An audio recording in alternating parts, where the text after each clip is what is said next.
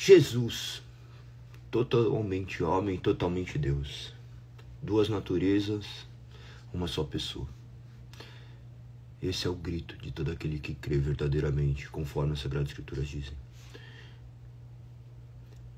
Essa verdade que está esculpida durante toda a palavra foi negligenciada durante muito tempo e continua a ser negligenciada.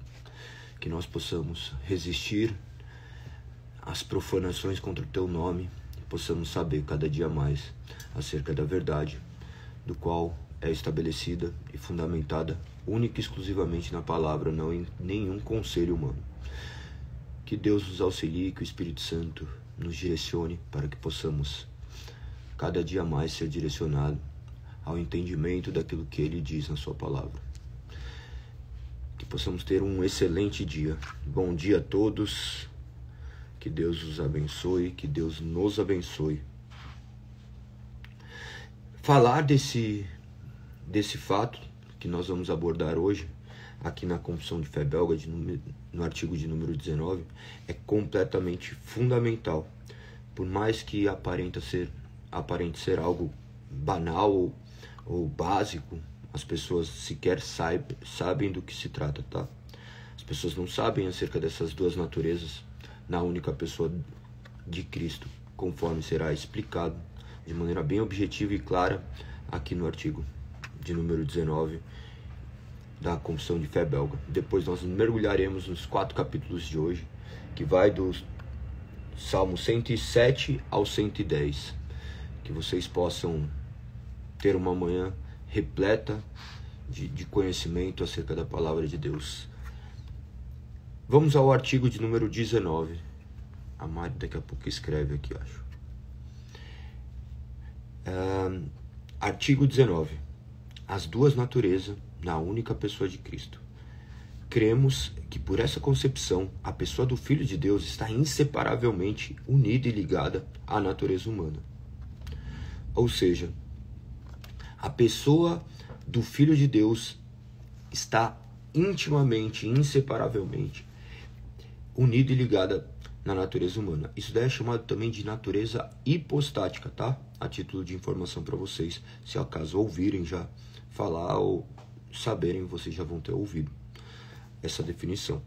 Os artigos que definem, os versos que definem essa afirmação está primeiro em João 1,14.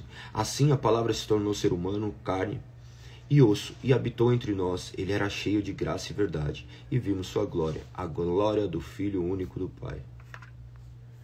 Maravilhosa definição que emana das Sagradas Escrituras. Observe que não se trata de uma definição humana, o que está escrito nesse artigo. Se trata simplesmente de colocar em outras palavras aquilo que está expressado de maneira muito clara na Sagrada Escritura, de maneira que não deturpe o que as Sagradas Escrituras dizem. Lembre-se que esse documento era um documento visando corrigir determinadas questões do quais elas eram vilipendiadas mediante a falsos ensinos. Então, tudo aqui visava estabelecer de maneira muito clara tudo aquilo que o cristão cria.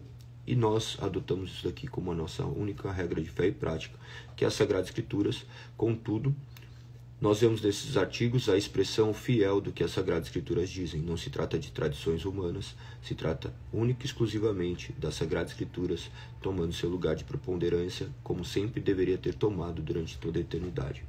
João, capítulo 10, verso 30 diz: o Pai e eu somos um.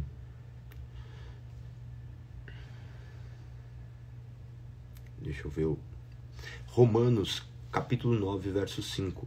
Do povo de Israel vêm os patriarcas e o próprio Cristo. Quanto à sua natureza humana, era israelita. E ele é Deus, aquele que governa sobre todas as coisas e é digno de louvor eterno. Amém. Filipenses 2, verso 6. Embora sendo Deus, não considerou que ser igual a Deus fosse algo que devesse se apegar. Em vez disso, esvaziou a si mesmo, assumiu a posição de escravo, nasceu como ser humano quando veio em forma humana. Maravilhoso essa definição de Filipenses 2, né? Ou seja, continuando a definição direta do artigo diz: de modo que não há dois filhos de Deus, nem duas pessoas, mas duas naturezas unidas em uma única pessoa, cada uma delas mantém a sua característica distinta. A sua natureza divina permanece sempre não criada, sem começo de dias, nem fim de vida.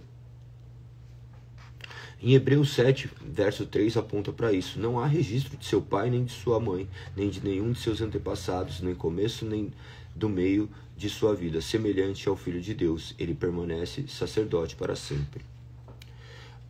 Observe que quando ele diz, de modo que não há dois filhos de Deus, nem duas pessoas, ele converge tudo em uma única pessoa. Não se trata de fazer uma distinção entre a natureza humana e divina, devido justamente a essa íntima ligação. A sua natureza divina permaneceu sempre não criada, sem começo nem dias, nem fim de vida. Quando remete aqui essa questão de Hebreus 7,3, nós vamos ver essa íntima ligação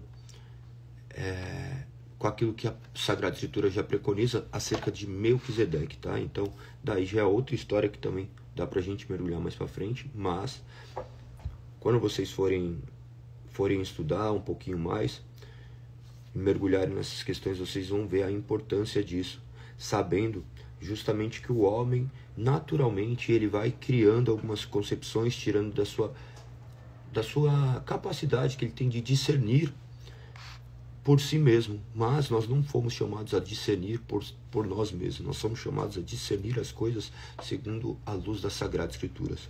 O cristão, ele morre para si mesmo, abdicando das suas próprias razões, buscando única e exclusivamente seu fundamento de vida nas Sagradas Escrituras. As Sagradas Escrituras é como se fosse a lente do qual nós enxergamos o mundo e definimos todas as coisas, tá?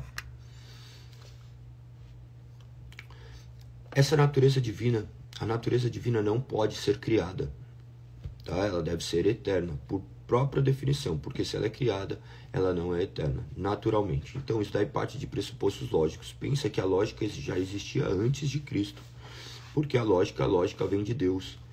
A lógica emana de Deus. A natureza divina é lógica, ela é matemática, ela é precisa, ela é objetiva, ela é clara, ela não deixa margem de dúvidas. Por isso, quando nós tratamos alguns assuntos aqui, nós tratamos acerca de verdades, do quais nós temos elas como alicerces da nossa fé, que não serão abaladas. A única coisa que poderia abalá-los é justamente acerca das Sagradas Escrituras. As Sagradas Escrituras já foram escritas há 2000 anos atrás, portanto não há novidade a ser criada, não há nada do qual poderá ser acrescentado, do qual poderá deturpar o que as Sagradas Escrituras dizem. Historicamente ela já é mais comprovada do que real, e espiritualmente, quando nós lemos, nós já temos a firme convicção de que se trata única e exclusivamente da voz de Deus, gritando ainda nos dias de hoje a sua verdadeira palavra, de maneira que guie nossos passos. Continuemos acerca dessas definições. Ela continua assim, ó, nessa frase: a sua natureza humana não perdeu as suas características, tem começo de dias e continua criada. Você vê que ele já faz o contraste das duas naturezas. A primeira, a natureza divina, permanece sempre não criada, sem começo de dias nem fim de vida. Depois, a natureza humana, ele já começa a colocar que ele não perde as características, tá? Ele nasceu sob a natureza humana, um bebê que chora, um bebê que urina, um bebê que faz suas necessidades, um bebê completamente comum, mas em nada pecador. Olha o que diz: a sua natureza humana não perdeu suas características, tem começo de dias e continua criada, é finita e conserva todos os atributos de um corpo verdadeiro. Ou seja, ele não nasceu com um corpo especial, ele nasceu com um corpo igual ao meu e igual ao seu, tá? Da mesma forma, não tem nada do que o diferenciasse a não ser a sua suprema natureza divina, mas em corpo verdadeiramente igual a todos nós. No entanto, pela sua ressurreição, concedeu ele imortalidade à sua natureza humana, não havendo modificado a realidade dela, Quando menciona algumas questões aqui, vocês devem sempre buscar os versos que apontam para isso. Quando você se encontrar lendo as Sagradas Escrituras, vocês vão remeter a esses fundamentos que já são bem estabelecidos de maneira um pouco mais clara e objetiva, que nem em 1 Timóteo capítulo 2, verso 5 menciona: pois há um só Deus e um só mediador entre Deus e a humanidade, o homem Cristo Jesus, o nosso único e suficiente mediador. Por isso que nós oramos em nome de Cristo, por isso que tudo que acontece, nós invocamos este nome que é sobre todo nome. 1 Timóteo capítulo 2, verso 5, que aponta justamente para um só Deus e um só mediador entre Deus e a humanidade. Quando ele aborda essas questões de natureza e atributos do corpo, nós temos que entender do que se trata, tá? Porque algumas pessoas, misticamente, criam uma série de concepções do quais elas não vão encontrar fundamentos, a não ser nos seus próprios devaneios, nas suas próprias ilusões, nas suas próprias criações, e não nas Sagradas Escrituras. E isso não tem valor real, tá? Senão, imagina que todo mundo trouxesse uma definição. Qual seria a verdadeira definição? Nós encontramos uma definição bem clara e precisa nas Sagradas Escrituras, e dela emana a nossa forma de enxergar a realidade estabelecida por Deus. Continua dizendo assim, ó: é finita e conservada todos os atributos de um corpo verdadeiro, no entanto, pela sua ressurreição, concedeu ele imortalidade à sua natureza humana, não havendo modificado a realidade dela. Ou seja, o corpo continuava corpo, tá?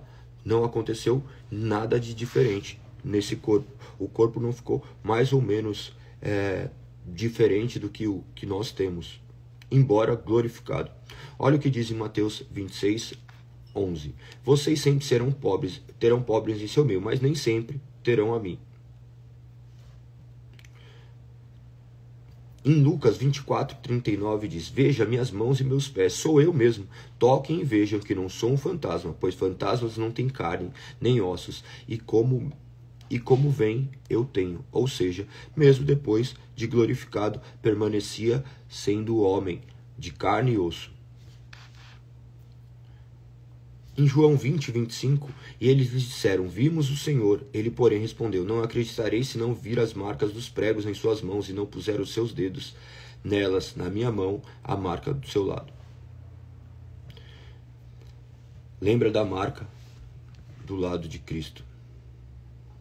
Olha que loucura, né? Imaginando que ainda assim, com seu corpo glorificado, carregava as marcas das suas dores. As marcas das nossas dores glorificarão o nome de Deus, porque nada do que acontece está fora da sua soberana vontade, e em tudo ele visa nos guardar e nos direcionar. Em Atos dos Apóstolos, capítulo 1, verso 3, diz assim, ó: durante os 40 dias após seu sofrimento e morte, Deus apareceu aos apóstolos diversas vezes. Ele lhes apresentou muitas provas claras de que estava vivo e lhes falou o reino de Deus. Ou seja, a sua ressurreição, onde nós estamos completamente firmados, e principalmente dele ter ressuscitado no mesmo corpo do qual havia padecido. Atos dos Apóstolos, capítulo 1, verso 11. E disseram: homens da Galileia, por que estão aí parados, olhando para o céu? Esse Jesus que foi elevado no meio de vocês ao céu, voltará do mesmo modo como viram subir. Exatamente essa afirmação nos remete a continuarmos, caminharmos, crendo nessa segunda volta, da mesma forma que nós o vimos subir. Em Hebreus, capítulo 2, verso 9, diz: contudo, vemos Jesus, que por pouco tempo foi feito um pouco menor que os anjos, e que por ter sofrido a morte, agora está coroado de glória e honra. Sim, pela graça de Deus, Jesus experimentou a morte por todos. Pois a nossa salvação e ressurreição dependem também da realidade do seu corpo. Ele sempre vai trazer essa definição nesse artigo, mostrando a importância das duas naturezas. No verso 21 de 1 Coríntios capítulo 15 menciona: uma vez que a morte entrou no mundo por meio de um único homem, agora a ressurreição dos mortos começou por meio de um só homem. Lembre-se A morte entrando no mundo por meio de um único homem. Quem era esse homem? Que bom que você já tem a resposta na sua mente. E agora a ressurreição dos mortos começou por meio de um só homem. Quem é esse homem? Então lembre-se, Adão e Cristo. Adão pecando no ambiente perfeito, Cristo permanecendo fiel no ambiente completamente imperfeito. Um homem completamente perfeito em meio a toda devassidão que a humanidade já tinha conhecido. Contudo, essas duas naturezas estão tão intimamente unidas em uma única pessoa que não foram separadas nem mesmo por sua morte. Ao morrer, portanto, ele rendeu nas mãos do Pai um espírito humano verdadeiro que se apartou do seu corpo. Definido aqui em Mateus 27:50. Então Jesus clamou em alta voz novamente e entregou o seu espírito. Entretanto, a sua divindade permaneceu sempre unida à sua natureza humana, até mesmo quando ele jazia na sepultura. Romanos capítulo 1, verso 4 diz: E quando o poder do Espírito Santo o ressuscitou dos mortos, foi demonstrado que ele era o Filho de Deus e ele é Jesus Cristo, nosso Senhor. Ressuscitado pelo poder do Espírito Santo, foi demonstrado que ele era o Filho de Deus e ele é Jesus Cristo, nosso Senhor. A mesma forma que Deus nos ressuscita. Nós estávamos mortos em nossos delitos e pecados, somos ressuscitados pela regeneração do Espírito Santo. O Espírito Santo modificando a nossa natureza, nos chamando das trevas para a maravilhosa luz, nos trazendo clareza onde era apenas trevas e escuridão. Essa é a verdadeira conversão. A verdadeira conversão é justamente essa regeneração operada pelo Espírito Santo, que ele nos traz da sepultura que nós habitávamos para a verdadeira vida. Todo cristão se deparará com essa realidade na eternidade, vendo que nós já habitávamos o céu desde a eternidade, e todo ímpio também verá que eles já habitavam o inferno desde o tempo que viveram aqui, justamente por conta das vidas que levaram. Eles poderão ter essa clara distinção, e ainda assim eles notarão que os que estiverem no inferno estarão lá pela sua própria causa. Os que habitarem no céu, eles estarão completamente regozijantes, crendo que mereciam a condenação eterna, mas ainda assim Deus entregou a vida por eles, por intermédio de Cristo Jesus. Ele veio e os resgatou do poder que os aprisionava. Então eles renderão glórias a Deus como seu único e suficiente Salvador, onde nada de bom eles encontrariam neles mesmos para se justificar por estarem no céu.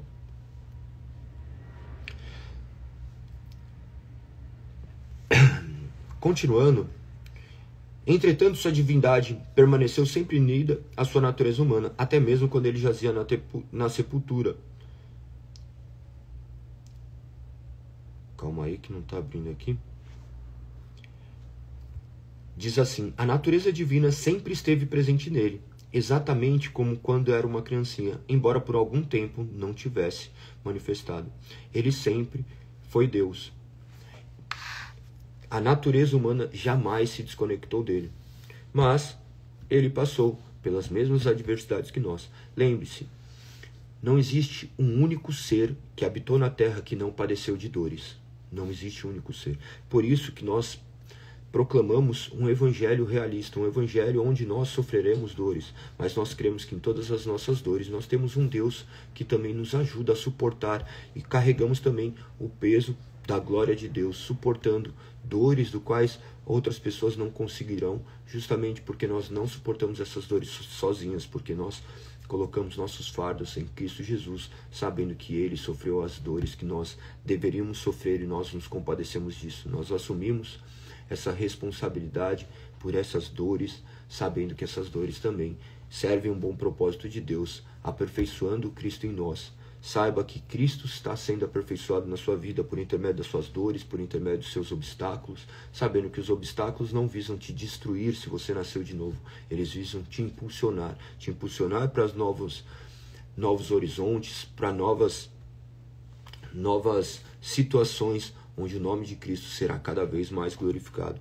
Então, renda glórias a Deus em meio às adversidades, renda glórias a Deus em meio à fragilidade do seu corpo, sabendo que essa vivência é temporal e em breve nós estaremos ao lado dele, reluzindo a luz que brilhará em nós, porque nós não temos sequer nada de bom a oferecer a ele, mas ainda assim ele continuará nos aquecendo, nos iluminando e sendo a razão das nossas vidas. Continuemos.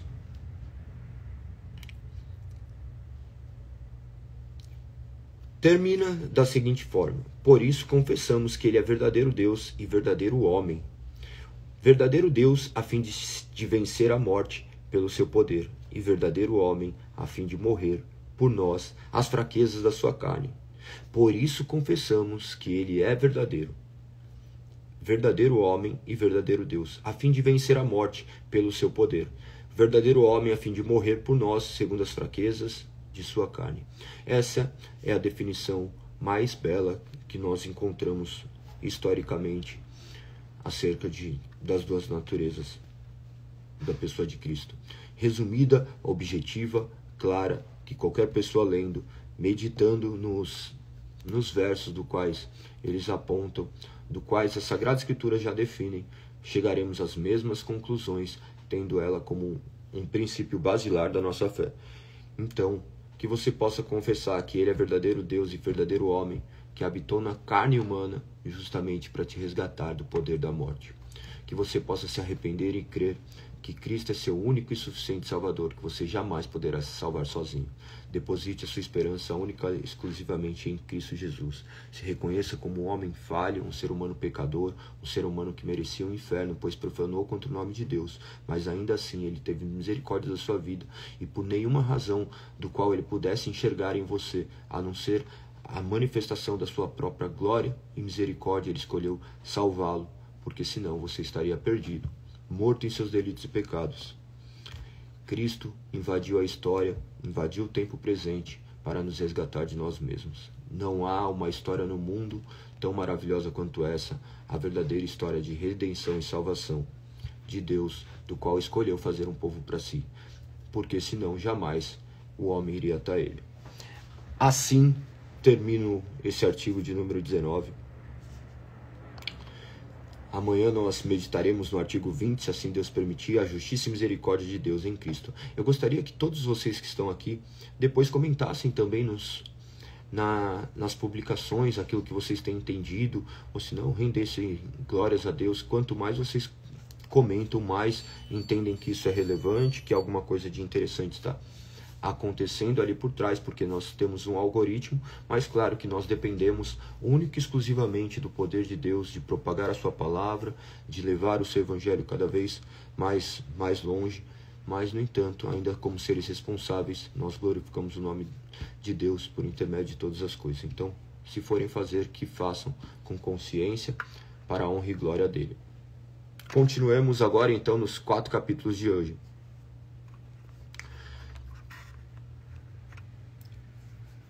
Olha o que diz no Salmo de número 107. Deem graças ao Senhor, porque Ele é bom. Seu amor dura para sempre. O Senhor os resgatou, proclamem em alta voz. Contem a todos o que Ele resgatou dos seus inimigos.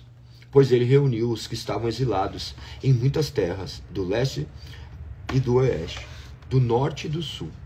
Eles vagavam pelo deserto, perdidos sem lar, famintos e sedentos, chegaram à beira da morte. Em sua aflição clamaram ao Senhor.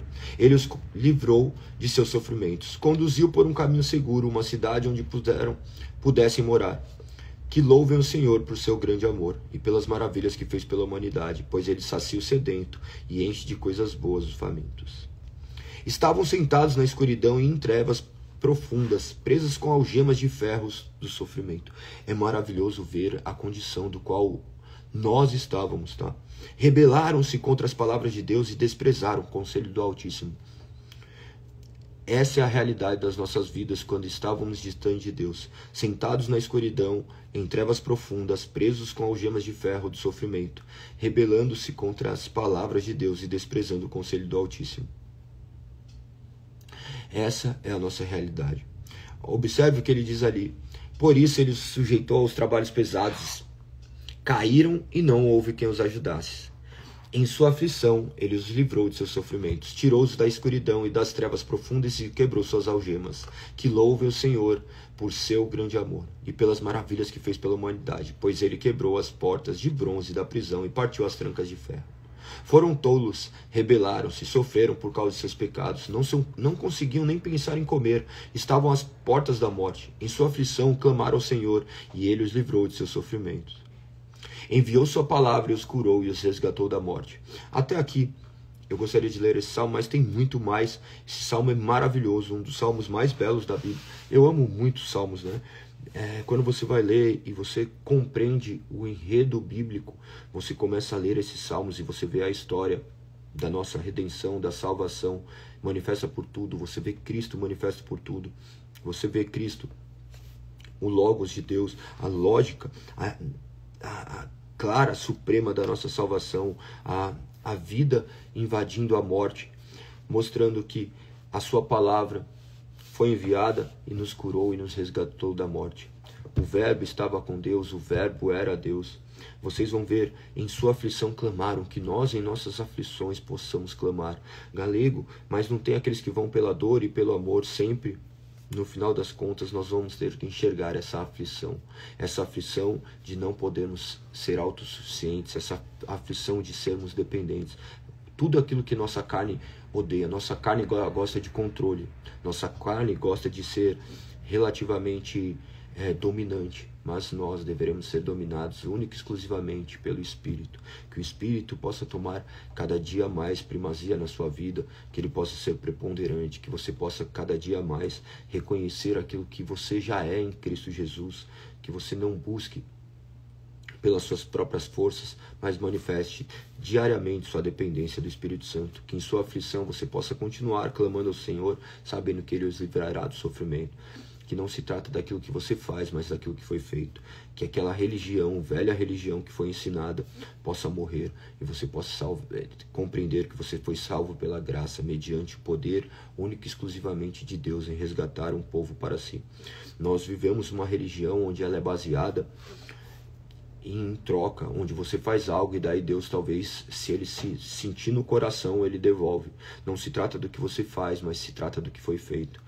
Nós somos libertos em Cristo Jesus. Não se trata de uma velha aliança, mas de uma nova aliança. A velha aliança falava do homem tendo que oferecer sacrifícios para que Deus o perdoasse. Na nova aliança, o homem não podendo oferecer o sacrifício perfeito, Deus oferece o sacrifício perfeito para que o homem não pudesse mais sacrificar nada. A sua vida já seria dele. Aquele que fez parte da morte de Cristo, agora viverá para a honra e glória de Cristo. Que você possa enxergar isso de maneira clara, que você possa se examinar para ver se de fato você está na fé, para que você não viva depois a grande surpresa de se deparar com uma realidade do qual você negou enxergar todos os dias. Por isso que seus olhos sejam abertos hoje, você possa olhar para a sua realidade e clamar para que Deus te salve, para que Cristo de fato invada a sua vida e transforme a sua natureza, de maneira que a coisa que seja mais importante na sua vida seja Ele sobre todas as coisas.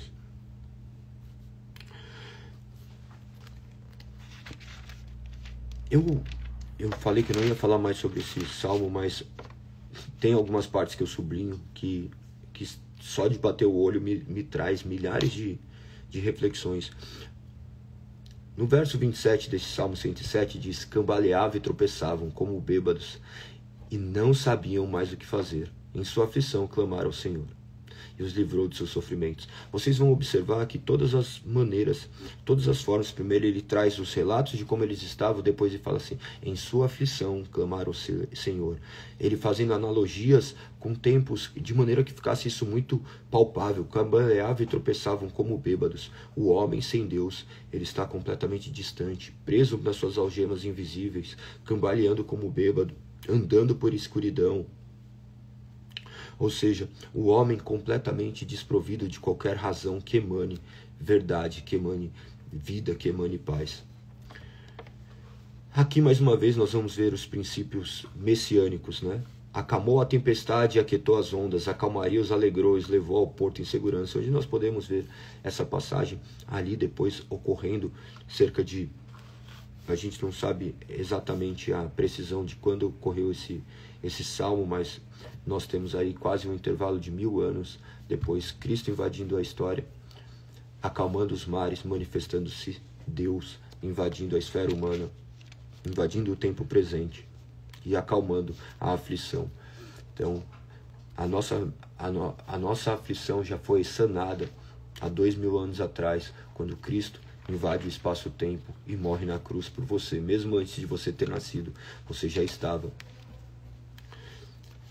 presente na vida dele, porque ali ele estava te resgatando do poder do pecado e da sua escravidão eterna à morte, justamente porque ele viu nele razões o suficiente, misericórdia o suficiente para escolher salvar aqueles que não mereciam ser salvos, do qual nós estamos entre eles.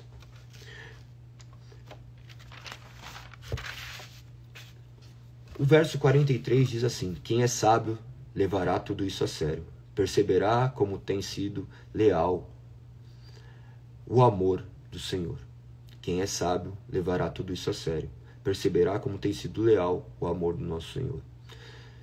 Que Deus nos dê sabedoria para que possamos reconhecer o quanto Ele tem sido leal a nós, mesmo sendo completamente infiéis e profanando contra o seu soberano nome todos os dias. Salmo de número 108 é um salmo de Davi. Ele menciona: meu coração está firme em ti, ó Deus, e por isso cantarei louvores com todo o meu ser. Despertem lira e harpa, quero acordar e amanhecer com minha canção. Eu te darei graça, Senhor, no meio dos povos, cantarei louvores a ti entre as nações, pois o teu amor é mais alto que os céus, tua fidelidade chega até as nuvens. Se exaltado, ó Deus, acima dos mais altos céus, que tua glória brilhe sobre toda a terra. Agora livra teu povo amado, responde-nos e salva-nos por teu poder. Verso 13 diz: com o auxílio de Deus realizaremos grandes feitos, pois ele pisará os nossos inimigos. Com o auxílio de Deus, pois sem Deus nada podemos fazer. Que nós possamos confiar única e exclusivamente em Deus agindo em nós, porque senão manifestaremos a nossa morte e as nossas más obras. Que Deus age em nós. Salmo 109 diz assim: ó Deus, a quem eu louvo, não permaneças calado enquanto os perversos me caluniam e falam mentiras a meu respeito. Eles me cercam de palavras odiosas e me atacam sem motivo. Retribuem meu amor com acusações, mesmo enquanto oro por eles. Pagam-me o bem com o mal e o amor com ódio. Observe que o único que se encaixa perfeitamente dentro dessas definições é Cristo. Porque qualquer outro ser humano é digno de ser caluniado, desrespeitado, maltratado, porque tudo isso seria o mínimo do qual nós mereceríamos diante da ofensa que nós temos diante de Deus. O único que não mereceria nada de ruim nessa vida é Cristo Jesus, e no entanto ele sofreu todas as dores. Nós vemos aqui a clara manifestação messiânica. Ó Deus, a quem eu louvo, não permaneças calado enquanto os perversos me caluniam e falam mentiras a meu respeito. Claro que podem falar mentiras a seu respeito, mas dentro dessas mentiras existem muitas verdades que talvez nós sequer podemos reconhecer, porque nós já nascemos mortos em nossos delitos e pecados. Nós nascemos como inimigos de Deus, mas já amados desde antes da eternidade. Desde a eternidade, porque a eternidade não tem antes e depois, né? Então, desde a eternidade nós já fomos amados por Deus, mesmo sabendo quem nós seríamos. Mesmo sabendo que nós continuaríamos a negá-lo e falharmos, Ele escolheu habitar dentro de nós para que nós não habitássemos ao inferno. Essa é a única razão da nossa salvação, que vocês possam confiar única e exclusivamente a sua salvação em Cristo Jesus, e enxergar nele toda a verdade que emana das Sagradas Escrituras, tá? Leiam todo o conteúdo aqui do Salmo 109, que é muito belo. Continuarei para o 110 agora e lerei de maneira integral, terminando essa live de hoje. Salmo 110. O Senhor disse ao meu Senhor: sente-se no lugar de honra à minha direita, até que eu humilhe seus inimigos e os ponha debaixo de seus pés.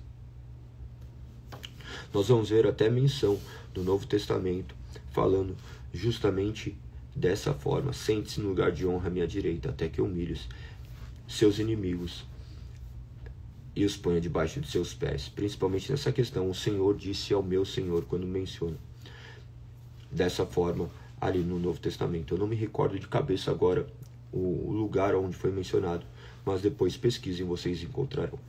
Verso 2 diz: o Senhor estenderá seu reino poderoso desde Sião. Você governará seus inimigos. Quando você for à guerra, seu povo servirá de livre vontade. Você está envolto em vestes santas, e sua força será renovada a cada dia, como o orvalho na manhã. O Senhor jurou e não voltará atrás. Você é sacerdote para sempre, segundo a ordem de Melquisedeque. Lembre que nós já mencionamos isso daqui. Então, do que se tratava essas palavras? Aqui eram as palavras de Deus, do quais também refletiam no seu Filho, Cristo Jesus. Essas palavras estavam dentro dele, mas essas palavras poderiam fazer com que aqueles homens que meditassem nessas Sagradas Escrituras pudessem reconhecê-lo como Deus encarnado, invadindo a esfera humana. Mas, devido à corrupção do homem, o homem ainda assim o sacrificou e o matou, da mesma forma que nós teríamos feito se nós estivéssemos lá. Nós teríamos virado as costas, a não ser se ele tivesse penetrado no nosso coração mediante seu Santo Espírito, para que nós nos curvássemos diante dos seus pés e não os dessemos as costas, como nós muitas vezes já fizemos. Que ele possa nos colocar de joelhos aos seus pés, porque a nossa carne teima em caminhar para outro lugar. O verso 4 diz: o Senhor jurou e não voltará atrás. Você é sacerdote para sempre, segundo a ordem de Melquisedeque.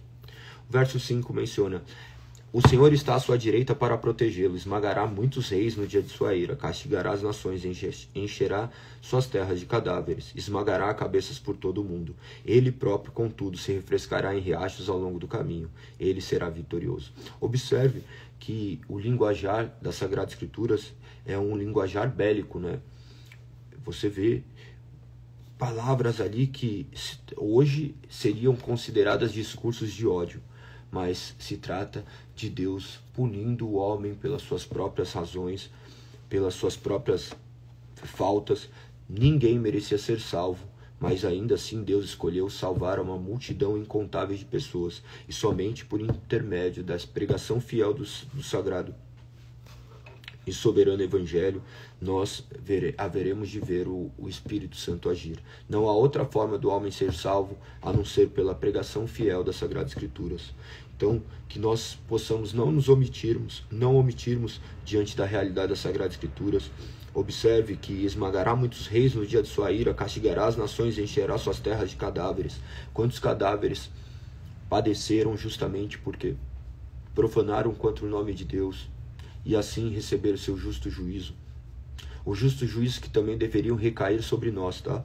Nossas cabeças que deveriam também ser esmagadas. Nós deveríamos ter sido mortos, mas Deus escolheu nos entregar a vida por intermédio do seu Filho.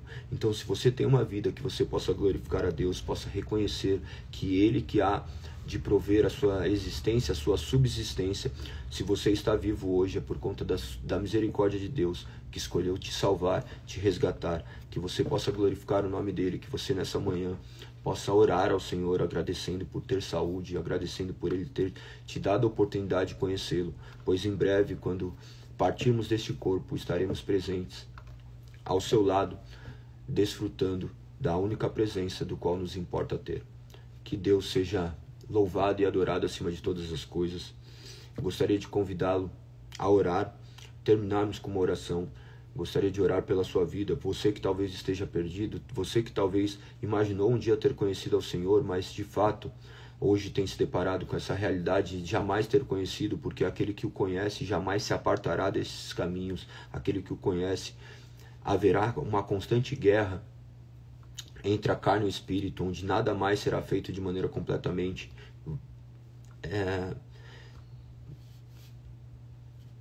deixa eu utilizar uma palavra que não seja tão dura, totalmente desprovida de intenção, tá? Porque normalmente aquelas pessoas que estão andando pelo erro, eles fazem isso intencionalmente. Eles planejam seus erros, eles fazem pela sua malignidade, eles fazem justamente por conta da sua maquinação, por não terem nascido de novo. Mas nós que estamos em Cristo, nós cremos que os erros, os acidentes, são meros acidentes, do quais nós somos vencidos pelo pecado, mas nós cremos ainda que o Senhor pode nos resgatar dos mais imundos pecados, que esses pecados são obras acidentais e não pecados contumazes, que são repetidos constantemente, pensados, que Deus possa refletir em nossas vidas e apagar esses pecados das nossas mentes, que Ele possa tirar toda a malignidade do nosso coração, que Ele possa nos direcionar a nos tornarmos cada dia mais parecido com Cristo Jesus. Vamos orar então, que o Senhor os guarde e os direcione também. Convido vocês a fecharem seus olhos, a ficarem em uma posição confortável, para que vocês possam ter este momento de devoção, de oração.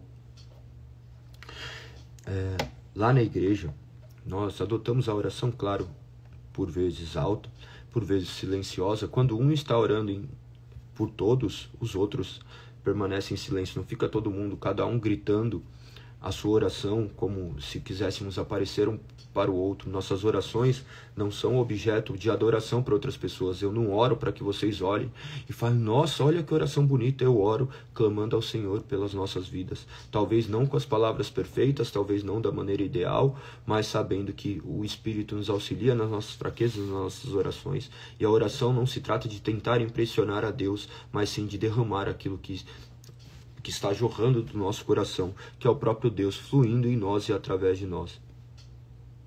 Então, quando nós nos reunimos ali na nossa comunidade, nós temos por hábito dessa forma. Um ora, o outro fica em silêncio, tentando meditar também nessas palavras e concordando, talvez silenciosamente, ou às vezes até não há problema em manifestar, mas quando duas pessoas ficam orando, viram uma confusão. Eu particularmente também, você vai orar, a pessoa começa a orar do seu lado, você já não consegue mais sequer raciocinar, você começa a ficar ouvindo outras vozes, você não consegue compartilhar daquela oração. Então que nós possamos ter reverência sempre que formos orar, que neste momento de oração você possa ouvir essa oração e depois, se você quiser, você continua uma oração ainda. Senhor, faça dessa forma, Senhor, me abençoe dessa maneira, não ordenando a Deus, mas clamando ao Senhor aquilo que tenha acontecido dentro do seu coração. Que você tenha maturidade para orar, sabendo que antes mesmo de você pedir, Deus já sabe das suas necessidades. Então a oração não visa ordenar a Deus aquilo que Ele deve fazer, mas sim manifestar aquilo que está dentro do nosso coração, para que possamos olhar e contemplar aquilo que Deus já tem feito em nós. Tá? Que vocês sejam conduzidos de maneira muito sábia pelo Espírito Santo à oração.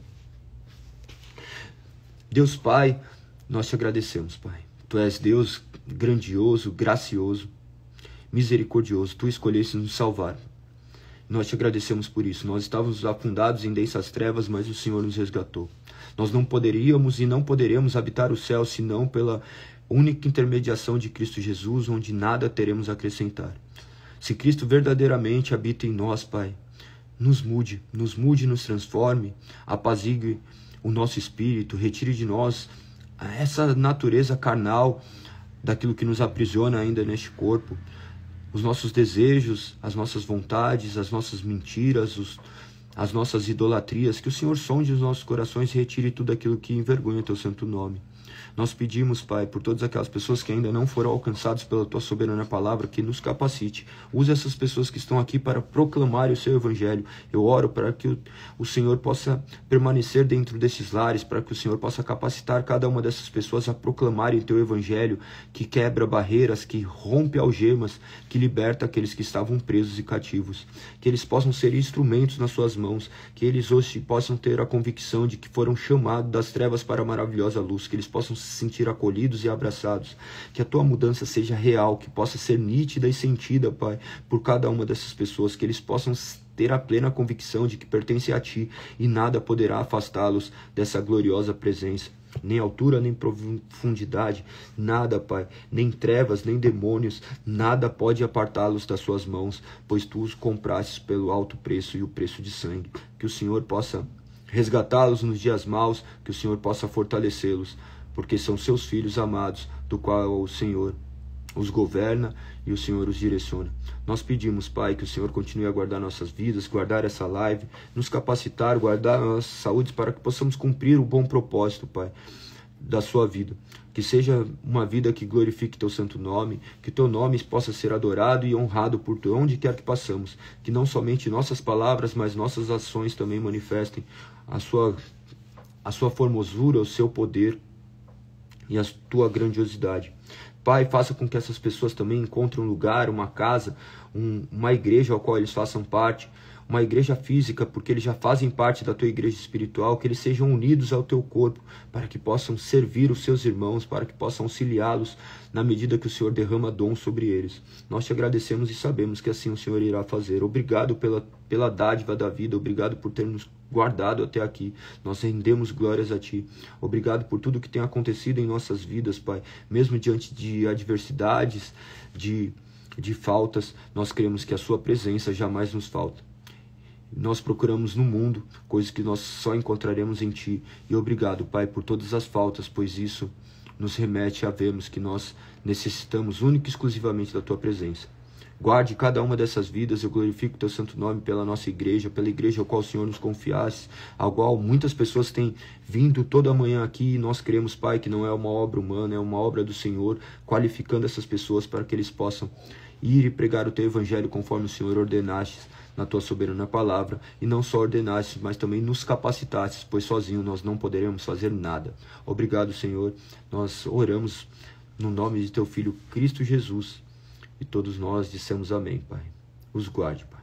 Amém, amém, amém. É isso, gente. Que o nome do Senhor seja louvado, exaltado. Lembre-se que todos os dias, 5h59 da manhã, nós estamos aqui nessas lives, com o objetivo de fazer a leitura anual das Sagradas Escrituras, a leitura anual que deve ser tomado como uma obrigação. Galego, não sou obrigado a nada. Para de história triste, não fica aí se fazendo de autoritário. Você é obrigado sim, você é obrigado a respirar, você é obrigado a falar. A palavra também é obrigada a estar dentro de nós, porque sem a palavra nós estamos mortos. A palavra deve correr dentro de nós como o sangue corre dentro de nossas veias. Então você é obrigado sim a ler, porque não há outra forma de ter entendimento de Deus, senão por intermédio das Sagradas Escrituras. Se você não gosta disso, você não gosta de Deus, você não ama Deus, se você não ama a sua soberana palavra, não há como falar que há paz entre você e Deus. Que você possa meditar e ler as Sagradas Escrituras todos os anos, porque se lendo, nós já temos dificuldade de compreensão. Imagina sem ler. Que Deus que você cria, da onde você tira suas concepções de Deus, que você tome vergonha na cara, que você possa, de fato, servir a Deus como você diz amá-lo. Que suas palavras correspondam às suas ações. Beleza? Tamo junto. Um beijo no coração. Deus é maravilhoso. Somente a Ele seja dado toda a honra e glória. Compartilhe, não se esqueçam de comentar, mande essa live para o máximo de pessoas, estimule seus amigos, seus irmãos, se estimule a ler as Sagradas Escrituras, pois daí você terá certeza de que Deus está falando aos seus ouvidos e não ficará mais aí na dependência da sua vã imaginação, dos seus sentidos, das suas emoções. Nós somos controlados por uma palavra que é viva e se move dentro de nós. Tamo junto, um beijo no coração, até amanhã, se Deus assim permitir. Fui!